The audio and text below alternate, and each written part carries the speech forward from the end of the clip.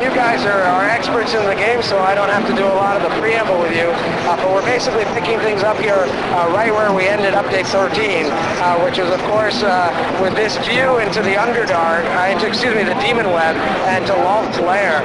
So Lolth, we fought the Spinner of Shadows at the end of update 13. She is the Eberron aspect of Lolth, but not the big goddess version of Lolth. That's the big antagonist of the expansion, Menace of the Underdark, which, in case anyone doesn't know, is coming June 25th. If there's one thing you get out of this video, hopefully it's that Lolth is a little bit of a bigger deal than the Spinner of Shadows was. She's going to be a more formidable foe. And of course, she is the ringleader and the mastermind behind everything that the Drow are doing in the Forgotten Realms and the story we're going to get pulled into. So right from there, we're going to take you guys into a little peek at the Demon Web as a play space. So that's what it looked like in the CG.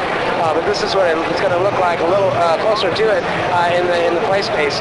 I should say for all of this that you're looking at a alpha build of this game. So there's a whole lot of things missing, a lot of art that still hasn't come in, a lot of decorations, and well, tweaks everywhere, right? So just caveat, everything you see here, this isn't even alpha. But we're working fast and furious towards the beta that's going to start at the beginning of May.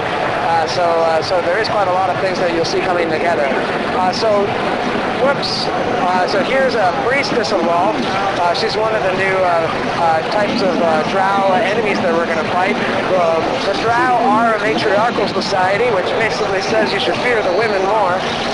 The priestesses in particular tend to be the leaders of different raiding parties and things like that. So we're just going to skip ahead here. This is just a taste of an environment in the Demon Web. This is also a new monster for the game. This is a Drider. Drider, of course, is half Drow, half Spider. The Driders are going to be a male and female versions in the game. They're a pretty tough Drow faction ally, and of course one of Lolth's big lieutenant types are these Driders. This Drider form used to be considered a curse, a punishment. In fact, that's Lolth's origin story way back when, is that she was turned into this form. But nowadays it's more considered an honor, because you get to be like the goddess herself. So we're going to go ahead and shoot a little bit and dispatch these Driders, and then we're going to pull out a big demon rare here in the Demon Web. So this is a Garistro. He is a new kind of big red name monster that you might run into in the Demon Web wilderness area. He's definitely a tough customer.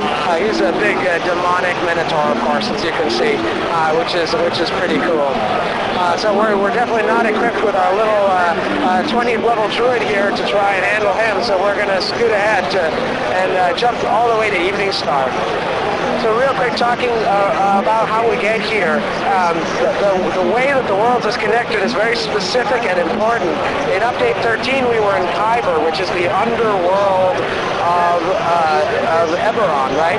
And then we witnessed Lolth tear open a portal from the Demon Web into Kyber. That's eventually where the players are going to travel through that portal in order to get through the Demon Web, and then they're going to come out the Demon Web into one of the portals that leads to the Underdark. They're going to travel through a stretch of Underdark, which is the underworld of the Forgotten Realms setting of Theron, and then we're going to come out. We're going to come out in one of the countries in Theron, a country called Cormyr, near a town called Evening Star. Okay, and here we are now in Evening Star. We're going to go ahead and jump into one of the first dungeons that are going to be played from Evening Star. So here, this is a dungeon. You're going to start from the public area of Evening Star, and it is basically where the players are starting to get involved with some of the storyline that's going to unfold over the course of the expansion. So this cave that we're in, this is an underground space, but not way underground like Underdark. This is, let's say, barely under the surface.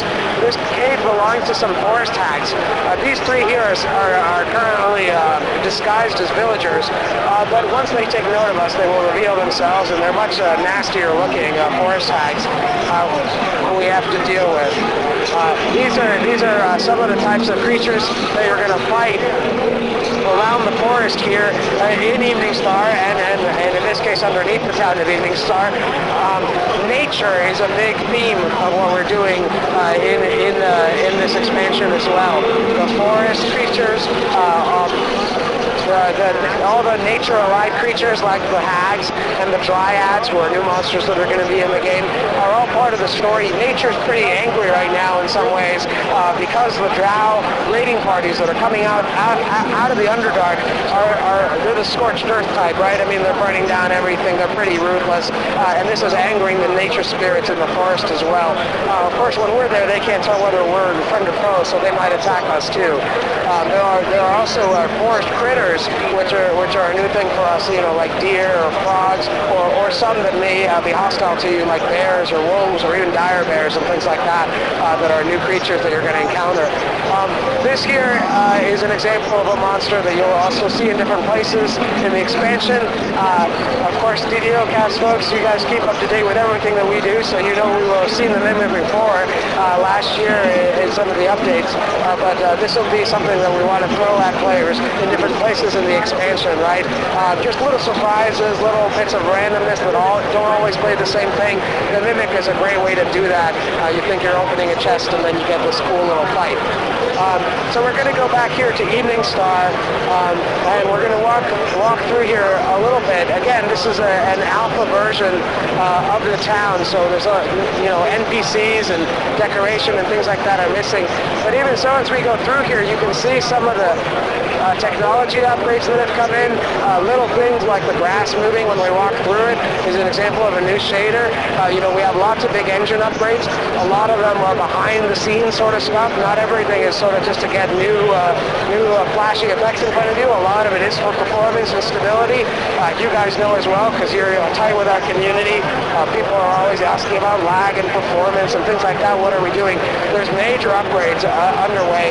A full rewrite of the physics system, the animation system, the script system that underlies some of our AIs and game systems are getting major upgrades and optimizations so that we can do more monsters, more creatures, and a party of 6 level 25s with maybe pets and summon monsters and huge high level effects and abilities is a much bigger load on our servers than a party of level 1s making for Corpos, right, as you can imagine.